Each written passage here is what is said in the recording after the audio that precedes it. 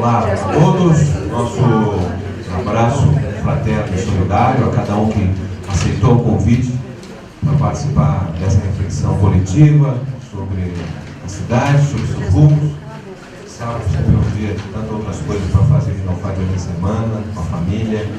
Estou muito feliz, de fato, com o comparecimento de todos. Ao mesmo tempo, quero agradecer também de coração a todos os companheiros que ajudaram a construir esse momento aqui. Um momento muito importante para a cidade, para o Partido dos Trabalhadores e para todos nós que queremos certamente uma cidade muito melhor do que temos hoje.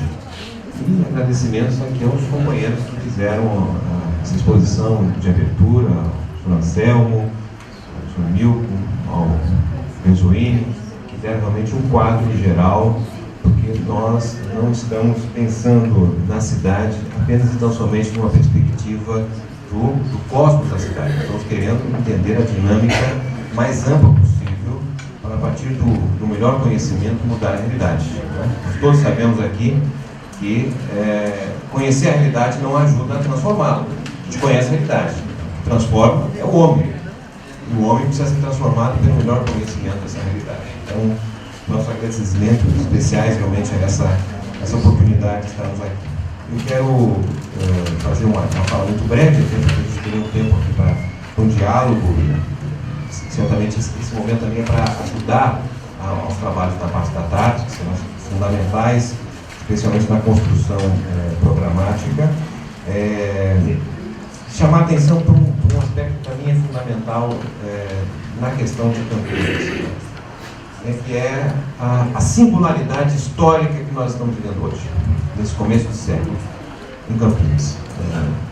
Como tem uma trajetória de não gostar muito de improviso, desde que começou uma conversa, um diálogo sobre as possibilidades de me envolver com Campinas, eu resolvi fazer um estudo, uma pesquisa sobre Campinas. Nunca tinha estudado direito a cidade, embora resida aqui desde os anos 80, e eu fiz um estudo nesses últimos 8 meses, me dediquei ao tempo que eu tinha, também não era muito, tá certo? A estudar, a ler tudo que havia sido escrito sobre a cidade, sobre os trabalhos realizados, e quero dizer que depois desse período, obviamente não esgotou o estudo sobre o que tem sobre a cidade, é que eu estou apaixonado por Campinas. Não, talvez, também não sei como medir, o Toninho, que era um apaixonado por Campinas, mas a história dessa cidade é espetacular. As ruas dessa cidade se confundem com a história do país. Isso aqui não é uma cidade a mais no Brasil, é a cidade.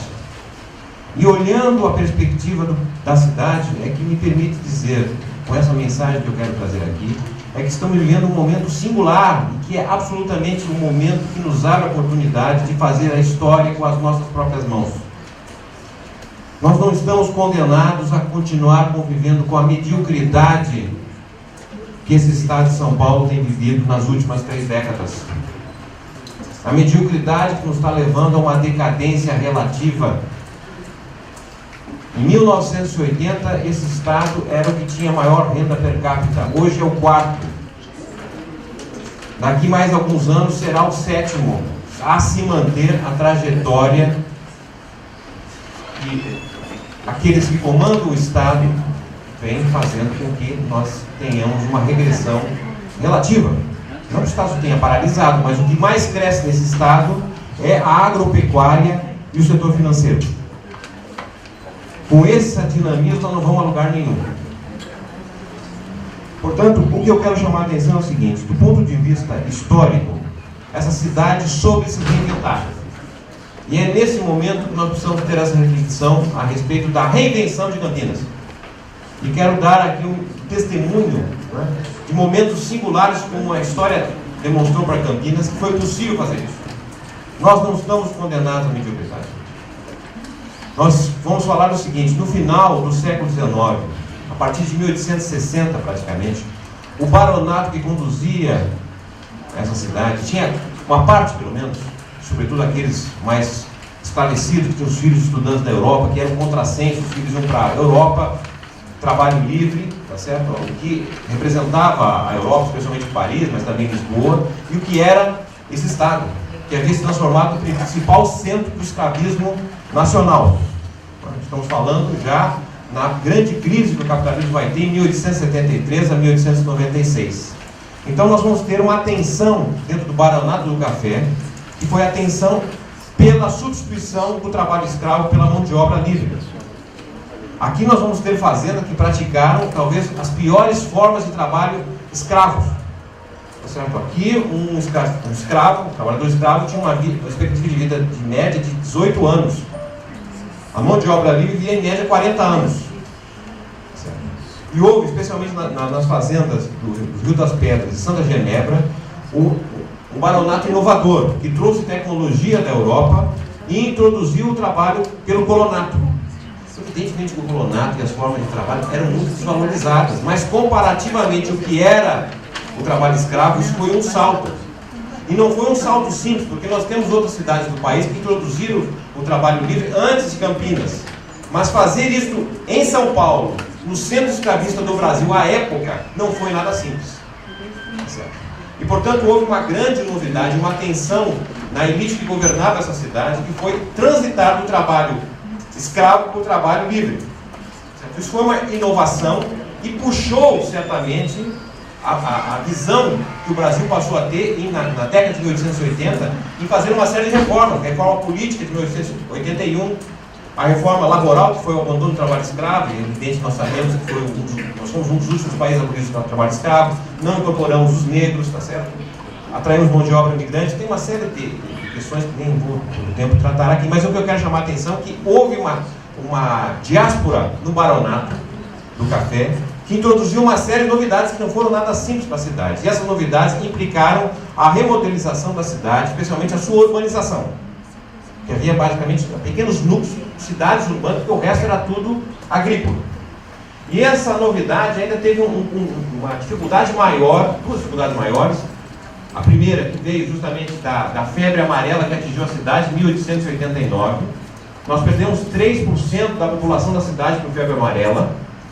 1/3 da cidade, quase 40% da cidade foi embora. A população foi embora daqui para outra região. A cidade entrou numa fase de decadência, mesmo durante o êxito do café. E aí, novo baronato, digamos assim, mais liberal, faz uma série de inovações do ponto de vista urbano, porque a cidade era completamente tomada por cortiços. Não havia higiene na cidade. Certo? A febre amarela chegou aqui e se dizimou parcela grande, porque não havia, na verdade, intervenção pública. Então, aqui nós vamos ter um dos principais centros de enfrentamento de problemas e doenças endêmicas, de inovação urbana para a cidade no final do século XIX. Mas isso representou ainda um outro desafio para esse baronato, que foi o seguinte: aceitar que a população começa a sair do campo e ir para a cidade. Porque a Campinas se urbaniza muito mais rápido que o Brasil como um todo. Lembrando que o Brasil só se torna um país urbano a partir de 1960. Em 1910, Campinas já é urbana. Não foi simples o baronato permitir que a população saísse do campo e viesse para a cidade. Isso construiu uma nova cidade. Certo? Então esse é um momento importante, um momento de ruptura, ainda que seja no interior do baronato. O segundo momento importante combina com a crise de 1929 e a Revolução de 30. Aqui era o centro da economia cafeeira. Em 1929, a queda do preço do café, o preço do café cai 70%, a cidade entra numa decadência terrível, com o fim praticamente das possibilidades do crescimento sustentado do café. O baronato, uma parte importante do baronato, vai defender, junto com Júlio Prestes e Washington Luiz, que o fim do café deveria ser sucedido pela novo avanço da laranja. A laranja substituirá o café. Era essa a linguagem, era essa a defesa da elite dominante à época.